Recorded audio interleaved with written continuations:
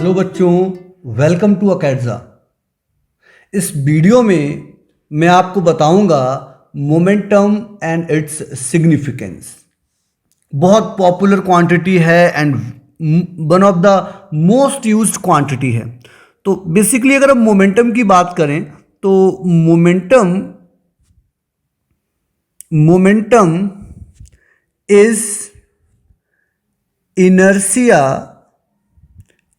Inertia in motion. Inertia in motion, ये थोड़ी सी stylish definition या स्टाइलिश लैंग्वेज में कही गई बात है। आप अपने प्रायर टॉपिक्स में, प्रायर सब कंसेप्ट में सुन चुके हैं कि इनर्शिया कुछ और नहीं, यहाँ पर मास है। Large mass means large inertia. तो सिमिलरली आप ये भी कह सकते हो कि मोमेंटम कुछ और नहीं, it is just mass in motion and it is a vector quantity. और हम इसको कैसे डिफाइन करते हैं कि डिनोट करते हैं लेटर पी से, इस product of mass into velocity. तो इस मैथमेटिकल रिलेशन से आप समझ सकते हो, बहुत आसानी से समझ सकते हो कि जो मोमेंटम है वो दो क्वांटिटी पर डिपेंड करता है, मास और velocity. Higher the mass, higher the momentum, higher the velocity, it means also higher the momentum. We can take some examples and compare कि किसमें क्या होगा, वो भी हम देखेंगे। बट अब सबसे बड़ी बात ये आती है कि मोमेंटम का सिग्निफिकेंस क्या है।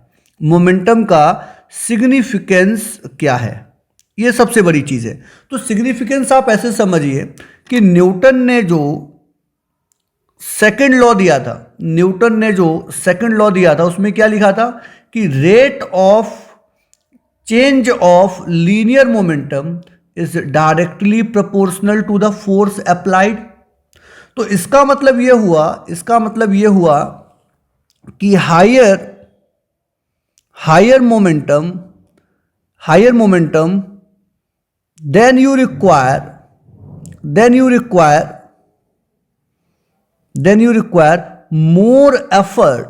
मोर एफर्ट यहां पर हमारा फोर्स है, more effort to change it. Point यहां पर यह है कि जितना ज्यादा आपका मोमेंटम होगा उसको बदलने के लिए फिर उतना ही ज्यादा एफर्ट भी आपको लगाना पड़ेगा। और तो इसका कुछ विशेष सिग्निफिकेंस नहीं, एक सिंपल सी ही क्वांटिटी हमारे पास है। देखिए कुछ सिचुएशन है, जैसे यहां पर आप देखेंगे कि आपको दो चीजें बतानी है कि which will have higher momentum, greater momentum, and इसका सिग्निफिकेंस क्या है, ये दो चीजें आपको यहां पर बतानी है।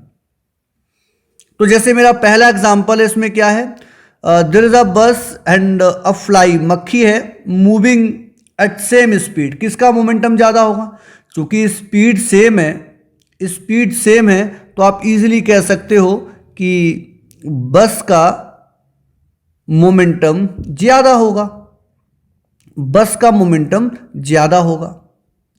अब इसका मैं सिग्निफिकेंस आपको समझाने का कोशिश करता हूं। देखिए अब आप ऐसे समझिए कि अगर ये हमारे पास बस है और ये किसी स्पीड से चल रही है और रास्ते में कोई हल्की फुल्की दीवार आ जाए, दीवार आ जाए, तो ड्यू टू दिस मोमेंटम जो ये बस है वो इस दीवार के थ्रू निकल जाएगी, या हम बोलें इस दीवार को तहस नहस करके निकल जाएगी। लेकिन अगर यहीं पर एक मक्खी हो और वो जाए और दीवार से टकरा जाए, तो मक्खी जो है वो दीवार को क्रॉस नहीं कर पाएगी, वहीं चिपक के मर जाएगी।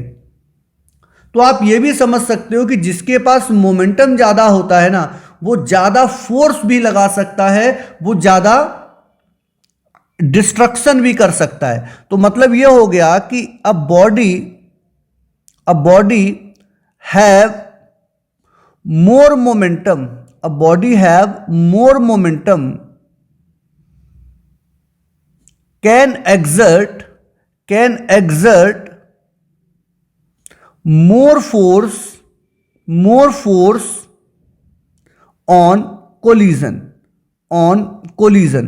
तो ये भी इसका एक सिग्निफिकेंस हो गया कि सेम दीवार थी, उस दीवार से मक्खी भी टकराई, बस भी टकराई, बट बस ने दीवार को पलट दिया। क्यों? क्योंकि उसके पास ज्यादा मोमेंटम था, तो उसने उस पर ज्यादा फोर्स लगाया और दीवार तहस नहस हो गई। और बस हमारी जो है थोड़ी सी पिचक पिचक जरूर जाएगी, थोड़ा बहुत तो फर्क पड़ेगा ही, लेकिन बस जो है दीवार से पार हो जाएगी। लेकिन मक्खी दीवार से पार नहीं होगी, क्योंकि उसके पास मोमेंटम कम था, तो वो उतना फोर्स नहीं लगा पाई जो दीवार को ब्रेक कर सके। तो ये इसका सिग्निफिकेंस हो गया। नाउ सेकंड केस हम क्या ले रहे हैं? सेकंड केस हम ले रहे हैं कि एक बुलेट है, तो एक बुलेट को जिसका मास बुलेट का जनरली 10-20 ग्राम होता है, एक बुलेट को आप अपनी पूरी ताकत से फेंकते हो, तो आप मालूम है एज अ ह्यूमन बीइंग हम कितनी भी तेज फेंकेंगे तो आई डोंट थिंक कि आप 100 किलोमीटर पर आवर से ज़्यादा स्पीड दे पाएंगे। नहीं, दे भी सकते हैं, क्योंकि आप देखते हो कि जो इंडिया में फास्ट बॉलर्स है वो 140-150 ले आते हैं, तो आप भी मतलब 140 तक ला सकते हो, उसमें कोई शक नहीं है।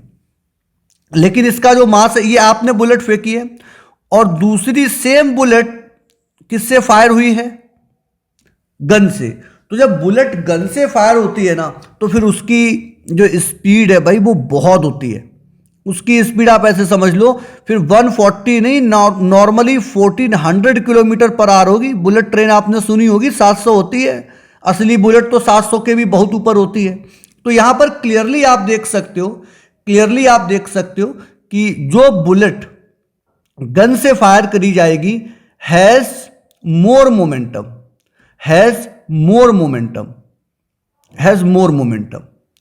और इसका सिग्निफिकेंस अगेन सेम। अगर रास्ते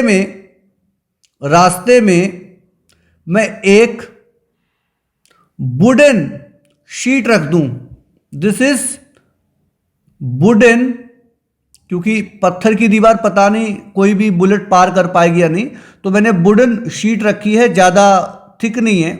तो अगर वुडन शीट है तो आप जानते हो ये वाली जो है ना, ये टकरा के लौट जाएगी या गिर पड़ेगी, लेकिन ये वाली जो बुलेट है जो गन से फायर करी गई थी वो पेनिट्रेट कर सकती है। क्या कर सकती है? पेनिट्रेट। तो सिग्निफिकेंस तो यार वही है कि जिसके पास ज्यादा मोमेंटम है वो ज्यादा फोर्स लगाएगा, और ज्यादा फोर्स लगाएगा तो जैसे यहां लकड़ी है, लकड़ी को वो ब्रेक कर दिया और उसके अंदर से बुलेट क्या हो गई? हमारी पास हो गई। अब आपको यह भी समझ लेना है कि मोमेंटम जो है वो दो क्वांटिटी पर डिपेंड करता है।